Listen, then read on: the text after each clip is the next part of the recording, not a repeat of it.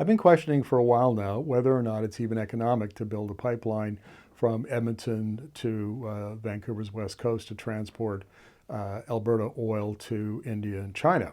And principally, my argument has been that transportation costs, which are around $18 a barrel when you include Trans Mountain expansion tolls and then shipping on a tanker, are around $18, and local other suppliers like the Saudis or Iraq get it there for $2, and Mexico and Venezuela can get it there for $5 or $6. Well, I got some new information. In fact, we got two sources of new information that are pertinent here. So let me start with the first one. Kevin Byrne and S&P Global, the folks at Oil Sands Dialogue, have just released their annual report on oil sands production costs. And I was kind of surprised because I've been using Rystad Energy's breakevens, which are in the high $30 to low $40. Some of them are up at $50, around there. And that's far higher than what Byrne's team is reporting. His lowest break-evens start at 20 or a little less and go up into around $50. But the average cost is $27. Now, that's plenty of production that would be available in the $20, 20-ish range that, even combined with high transportation costs, would be competitive in the Chinese and Indian markets. Great. Okay, that's new information. Good, we can incorporate that. But there are plenty of other objections yet that we still need answers for. For instance, a lot of in China, for example, a lot of the refineries have long-term contracts. And so maybe they don't want to buy Canadian oil when they already are contracted and their refineries are configured for Saudi heavy or Basra heavy. And what about all of the production that the Saudis, for example, have taken out as part of the OPEC cuts? A lot of about 700,000 barrels, 800,000 barrels of that was heavy crude. And if they bring it back, their production costs are far lower than Canada's, about $7 to $10. And so if they decide that they want to compete in the Chinese market, Indian market, they clearly are the lowest cost producer. So it's still not clear, even though Canada, Alberta oil appears to be much more competitive than I'd originally thought. Still, there are issues around that, questions that need to be answered. Now, the second thing that has changed is a little while ago, the IEA, International Energy Agency, released its Oil 2050 report. And this is really interesting because they had been calling for global peak oil demand in 2030, which many in Alberta think is ridiculous. They hew to the OPEC view that demand is going to grow out into 2050. Well, now the IEA has actually lowered its peak oil demand forecast to 2029. Why did it do that? Well, primarily what's happening in China. China's oil demand will plateau, will peak in 2026 or 2027. I mean, that's like next year or the year after. And why is it doing that? Well, there are about three reasons. One is rapid electrification of transportation. So, electric cars primarily, but also electric medium-duty vehicles and so on. 2- and 3-wheelers are big in China. And according to Bloomberg NEF, about 43% of them, of the fleet in China, which is about 1 billion of them, are already electrified. And the rest will be electrified over the short term. The second is electrifying long-haul trucks, and that's just at the beginning because we're finally getting China's making batteries with high enough energy density and low enough costs that you can afford to put it in a semi-truck and haul freight around. But also, China is switching from diesel to natural gas. And so that's put a big dent in oil demand as well. And the third thing is high-speed trains. So they're trying to get people off the roads, and China has just launched a number of high-speed trains that then has taken the pressure off the highway system.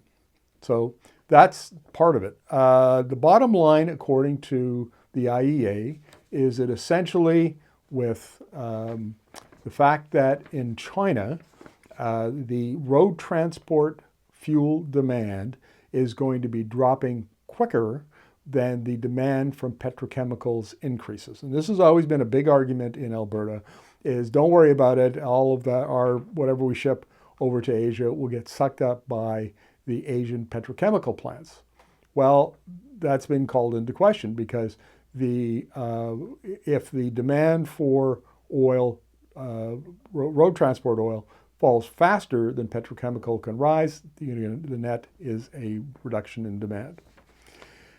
So what I'd like to propose, given the uncertainty around export markets for the whatever gets carried in this new pipeline, an alternative. And we'll be fleshing this out more as we go along. But here are three quick alternatives. One, maximize Trans Mountain expansion. It's already paid for by the government of Canada. It's not running at capacity, which apparently it's about 80% now. And then the head of Trans Mountain Corporation has said we can optimize and add another 200,000 to 300,000 barrels a day. And I would argue, because remember, when you're shipping heavy, ultra heavy sour crude from Alberta, 20 to 30% of it is dilbit. The stuff is so thick, it's like peanut butter. You have to dilute it with this light hydrocarbon, and that takes up space in the pipeline. And so there's some technology that 8-9 years ago was all the rage, the partial upgrading technology. Why not make all of the producers who want to ship through Trans Mountain expansion, make them partially upgraded to a medium crude or a heavy crude that'll flow in the pipeline, or maybe just use a little bit of dilbit. So that's one thing.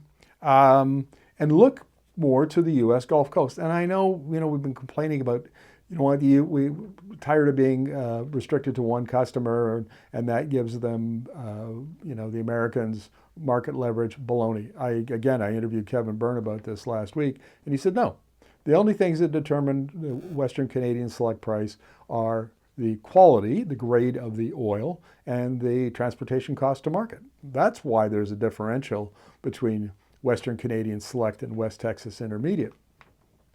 It really doesn't have a lot to do with whether or not, there's only one customer. There's lots of customers, individual refineries. So what we know is that Trump has already excluded 200,000 barrels a day of Venezuela oil from the U.S. Gulf Coast. Mexico is having a hard time with its exports of Maya, and it looks like its 500,000 barrels a day are going to be fall out of the market in the near future. And there's 650,000 barrels a day of pipeline shipping capacity down to that region that could be optimized mostly on the Enbridge main line, but on some other pipelines. So that's the least risky path. Why not take it? And the third thing is, why not build a domestic market? I've been arguing for years now that the Alberta Innovates will very soon have a way to make carbon fiber out of bitumen, and they're building a demonstration plant that should be up this fall, I think, near Edmonton, and probably another year after that, and they'll have a commercial process. And it's not just automotive or aircraft grade carbon fiber. If they can't make that, if it turns out that way, they can. There's lots of other markets, such as adding it to building materials to increase strength, and so. The Alberta Innovates is pretty confident that one way or another they can use bitumen in materials and build a materials manufacturing industry in Alberta with that. So the most risky strategy here is building a new pipeline, especially if it's a 1 million barrel a day pipeline out to Prince Rupert. You got political fights. It's really complex. When there's the risk minimization strategy that I've just outlined seems like a much smarter way to go. So the fact that the production costs are lower than we had previously anticipated, it's a factor, but it's not the biggest factor, I don't think, in whether we should decide to build the pipeline or not.